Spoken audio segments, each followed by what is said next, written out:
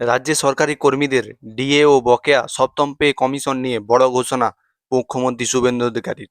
DA বকেয়া পরিশোধ ও করার কথা বলেছেন। সম্প্রতি বিজেপির বিশেষ প্রশিক্ষণ শিবিরে প্রস্তুতি সভায় যোগ দিয়ে মুখ্যমন্ত্রী স্পষ্ট জানিয়েছেন, আগামী 22 জুন পেশ হতে চলেছে রাজ্য বাজেট। সরকারি কর্মী এবং পেনশনভোগীদের জন্য ডিএ সংক্রান্ত চূড়ান্ত ঘোষণা করা হবে।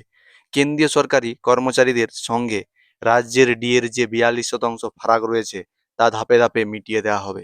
সুপ্রিম কোর্টের এই ডিএ সংক্রান্ত রায় রাজ্য সরকার অক্ষরে অক্ষরে পালন করবেন বলে যৌথ সংগ্রামী মঞ্চের নেতৃত্বে আশ্বস্ত করেছেন এই নতুন মুখ্যমন্ত্রী। শীর্ষ আদালতে সাফ জানিয়েছেন, কর্মচারীদের আইনি অধিকার এবং 2008 থেকে 2019 সালের মধ্যকার সমস্ত বকেয়া ডিএ মিটিয়ে দেওয়ার নির্দেশ।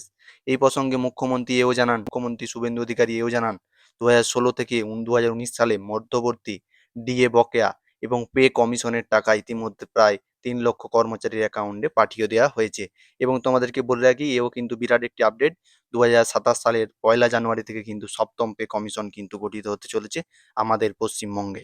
আরেকটা কিন্তু পশ্চিমবঙ্গ সরকারি কর্মচারীদের অন্দরমহলে শুনলে কান পাতলে শোনা যাবে একটা বিরাট আপডেট। জুলাই মাসে কি বাড়তে চলেছে পশ্চিমবঙ্গে সরকারি কর্মচারীদের বেতন? ডিএ বৃদ্ধি নিয়ে জল্পনার মাঝে সরকারি কর্মচারীদের নজর 22 জুন নবান্নের দিকে।